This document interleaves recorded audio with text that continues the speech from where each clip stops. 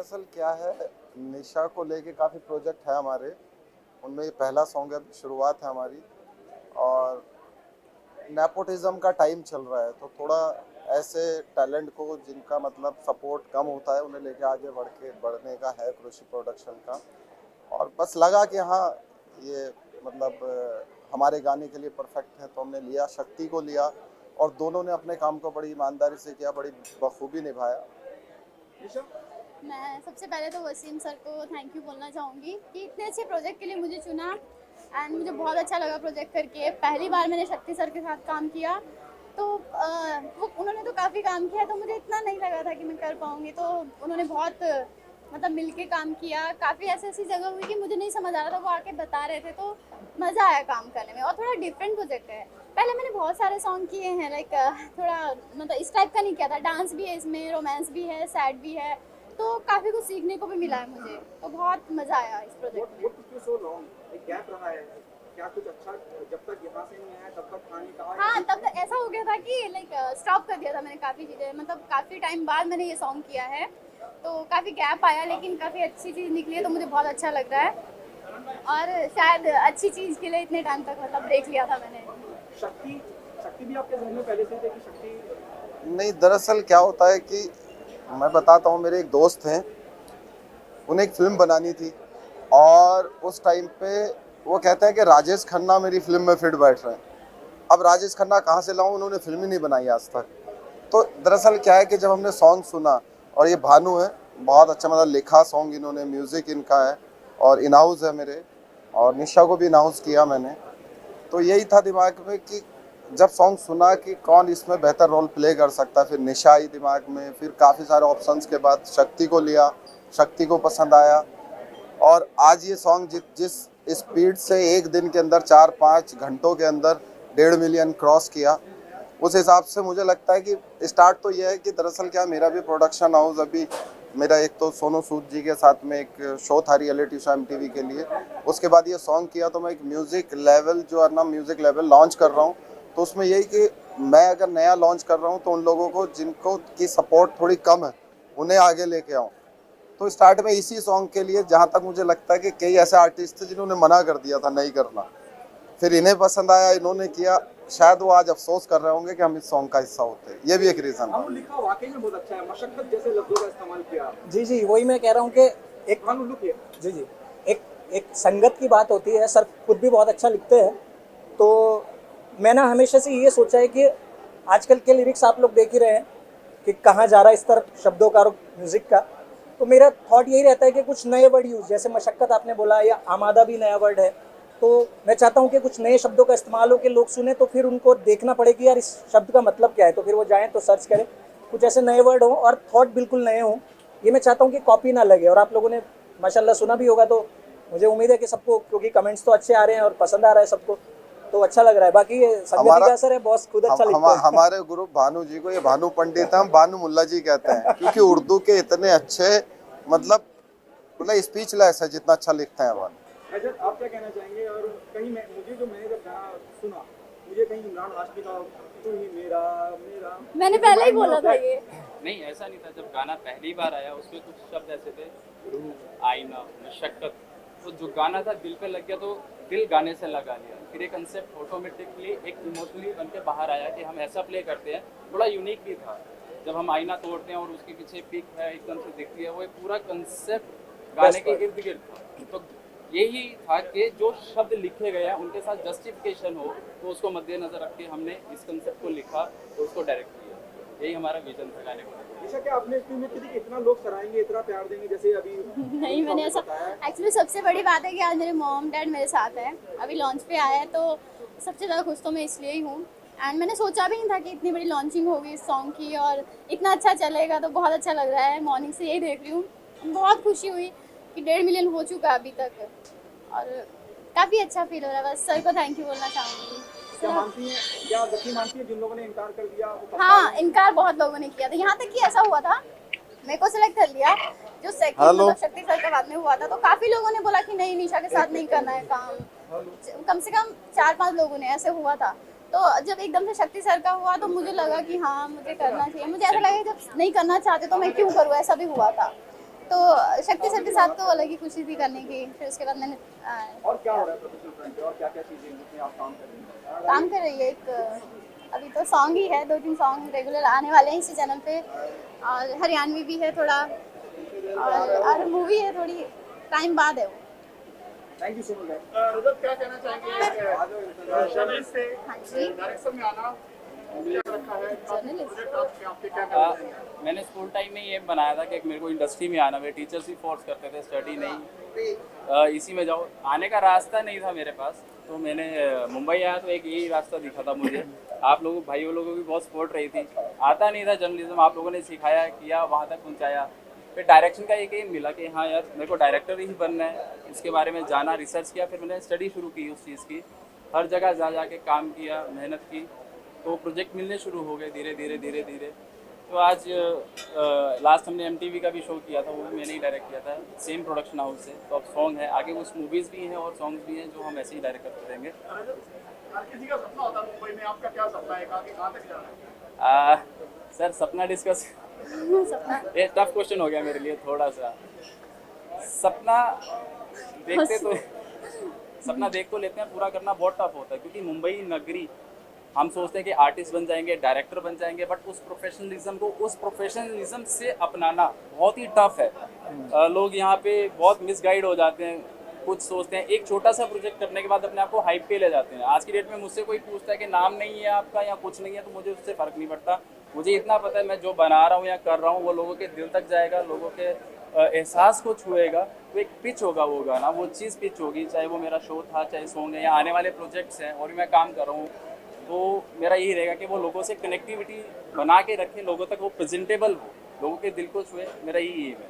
मुंबई आपने छोड़ दी थी, मुंबई से निकल गए थे, वापस मुंबई में एंट्री हो रही है आपकी, मतलब मुंबई चाहता नहीं है कि आप मुंबई में ही रहें? हाँ मुंबई चाहता है मैं मुंबई में रहूँ। मेरी स्टडीज़ अधूरी थी जो मैंने वापस जाके कंप्लीट की, फिर से मैंने इस प्रोफेशन को स्टार्ट किया। 3 साल मैंने स्टडीज़ बैक स्टार्ट की थी, तो मैंने वो कंप्लीट करके फिर मैं इस लाइन में पंजाब से काम स्टार्ट किया था, फिर मुंबई मेरा आना।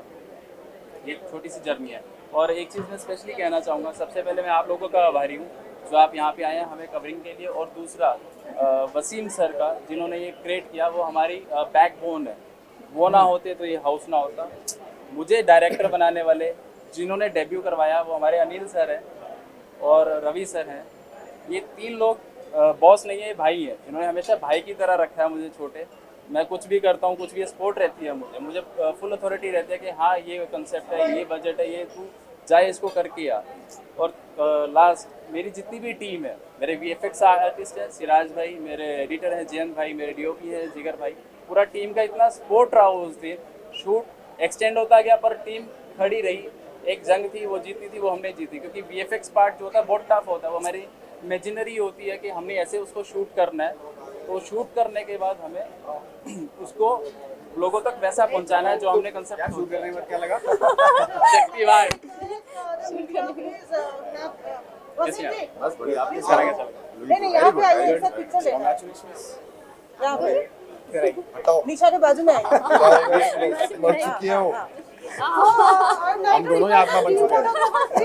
रूह बन चुके हैं। अगर कोई क्वेश्चन है वीडियो तो please related to music launch only, please ask question. Yes, yes. Yeah.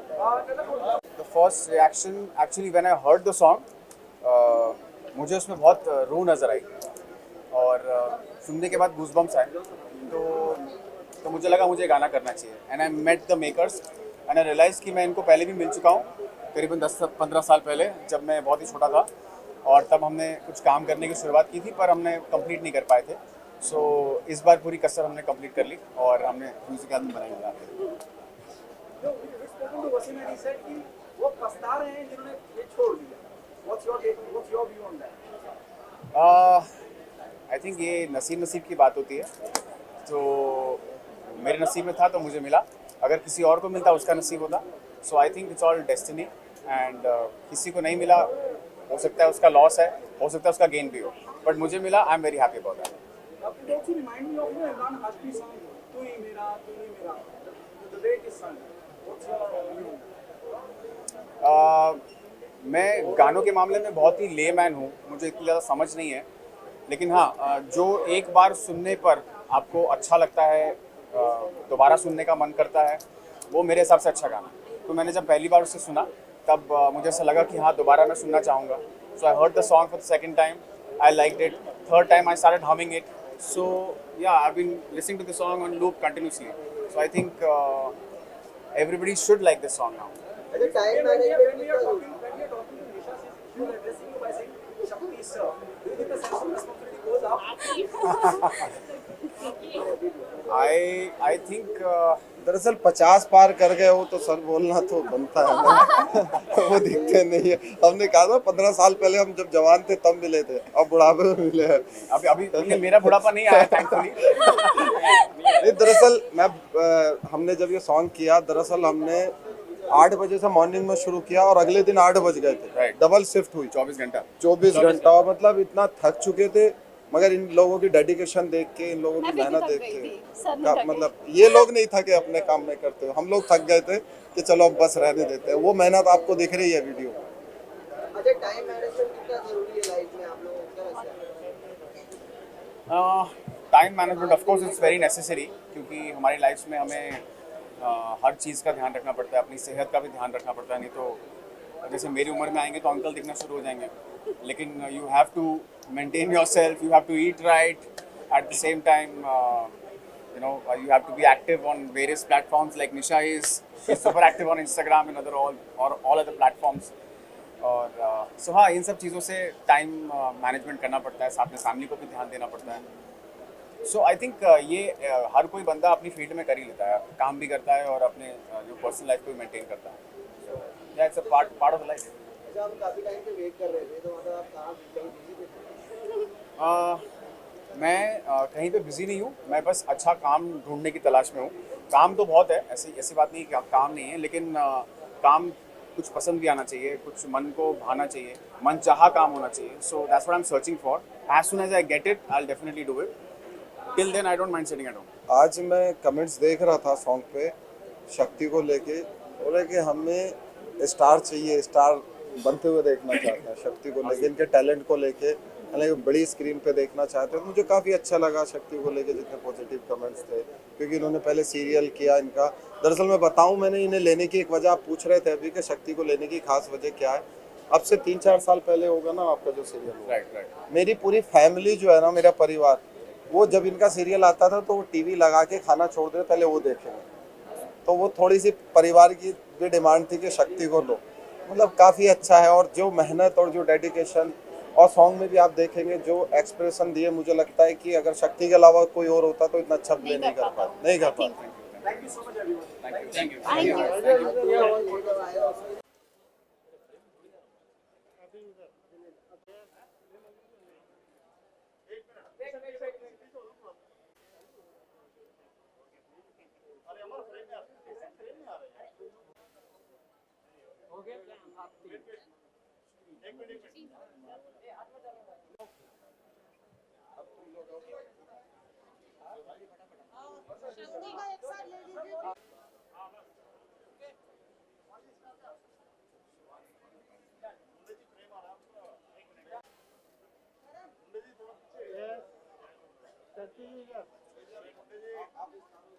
Sin City में हम लोग यहाँ पर आए, फिल्म सिटी में तो जा नहीं पा रहे, सिन सिटी में आ गए बिकॉज ऑफ कोरोना। बहुत सारी चीज़ें रिस्ट्रिक्शन चल रही है, लेकिन मैं आदरणीय हमारे मुख्यमंत्री साहब से हाथ जोड़ के निवेदन करता हूँ कि अब सब बढ़िया चल रहा है, सब लोग कानून का पालन कर रहे हैं, जनता है जानता है, सब चीज़ें ओके हो रही है। तो प्लीज़ लॉकडाउन मत लगाइए, मार्केट खोलिए, काम दीजिए। जैसे कि आज हम सिन सिटी में देख रहे हैं, एक बढ़िया सिंगल का उद्घाटन हो रहा है, स्टार्ट हो रहा है, आज इनॉग्रेशन है, उसके लिए हम लोग यहाँ पर सब गेट टुगेदर कर रहे हैं। और शक्ति जो मेरा खास दोस्त है, इनके ग्रेट ग्रैंडफादर चंद्रशेखर जी, जो बहुत बड़े सुपरस्टार प्रोड्यूसर डायरेक्टर रह चुके हैं, अशोक शेखर जो मेरे दोस्त हैं, और वसीम भाई के लिए क्या कहूँ कि वसीम भाई ने ये महफिल सजाई है। और मेरा प्यारा दोस्त तोशी, मेरा प्यारा दोस्त तोशी, जो जब भी गाना गाता है छा जाता है, चाहे वो वॉइस ऑफ इंडिया हो या इंडिया की वॉइस हो, वो सब में फिट है, सुप में हिट है, सुपर हिट है। तो सारी टीम को मेरी तरफ से बहुत सारी शुभकामनाएं। आप सब जियो हजारों साल, यही तहे दिल से दुआ दे रहा सुनील पाल। सुनील जी, आपके कॉमेडी अंदाज में अभी मास्क पर चलान हो रहा है, नीचे आप आए चलकर, आपको शायद रोका, क्या कहना चाहेंगे? चलान तो हो रहा है लेकिन मास्क का चलन खत्म हो रहा है, क्योंकि मुझे ऐसा लगता है कि एक ज़माना था जो कोरोना से हम डरते थे, अब कोरोना हमसे डर रहा है। जिस तरह से बसों में भीड़ है, जिस तरह से ट्रेनों में भीड़ है, जिस तरह से फ्लाइटों में लोग धक्के मार मार के जा रहे, लंबी लंबी लाइनें लगा रहे, जिस तरह से मित्रा रैलियाँ चल रही है इलेक्शन की, हमारी ममता दीदी को देखा मैंने स्कूटर के पीछे बैठी हुई है, नो सोशल डिस्टेंसिंग। तो कोरोना अब हमसे डरेगा। बोले कहाँ फंस गया भाई, वैक्सीन इनको नहीं मुझे दो, मुझे दे दो वैक्सीन ताकि मैं ले लूँ वैक्सीन। आपको ऑफर आया वैक्सीन का? मुझे ऑफर वैक्सीन का इसलिए नहीं आया है क्योंकि मुझे नहीं लगता कि, काफ़ी सारे लोगों को ऐसा लगता है कि वैक्सीन की ज़रूरत नहीं है। हम लोग सब भगवान की दया से अपना ध्यान रख रहे हैं, इम्यूनिटी पावर बना रहे हैं और मास्क हाथ में है, नियम का पालन कर रहे हैं। तो आई डोंट थिंक कि सबको वैक्सीन की ज़रूरत नहीं पड़ेगी, सबको टीका की ज़रूरत नहीं पड़ेगी, सबको लस की ज़रूरत नहीं पड़ेगी। भारतीय जनता पार्टी ने यह निर्णय किया है कि जो स्वस्थ है उसको कोरोना टच नहीं कर पाएगा, बाकी किसी भी ग्रह पे अब कोरोना नहीं रह पाएगा, क्योंकि मैं गृह मंत्री हूँ। धन्यवाद। मेरी लॉकडाउन टू अनलॉक की फिल्म आ रही है, इसी कोरोना काल पर डिपेंड है, आप जरूर देखिएगा। बहुत कॉमेडी, और कॉमेडी के साथ साथ एक कोरोना काल के घटना दुर्घटना पर आधारित है। वो आपको अप्रैल तक ये फिल्म रिलीज हो जाएगी, लॉकडाउन टू अनलॉक। मुझे तो खुला इतना पसीना आता है, और जिसको पसीना आता है, गर्मी का वातावरण हो, तो मुझे लगता है कि कोरोना उसको नहीं होता है ना। बिल्कुल बिल्कुल, ठंडी भी होता है। चिंता कोरोना क्या बोलता है, चिंता कोरोना। धन्यवाद धन्यवाद। Thank you very much, thanks all. आना ही था क्योंकि तेरी रूह का म्यूज़िक लॉन्च है और सारे नए आर्टिस्ट हैं, उनको सपोर्ट करने के लिए आना ही था। ओके, व्हाट हैपनिंग है इसके अलावा और प्रोफेशनल फ्रंट पे क्या हो रहा है? अभी हम लोग एक मूवी कर रहे हैं, नशेबाज, एज अ राइटर मैं कर रही हूँ, और मेरी एक फिल्म आ रही है as a lyricist, bell bottom, Akshay Kumar ji की। और बस काफ़ी सारी चीज़ें भी होने वाली है, फ्यूचर में बताऊँगी। Thank you so much. Thank you very much, thanks.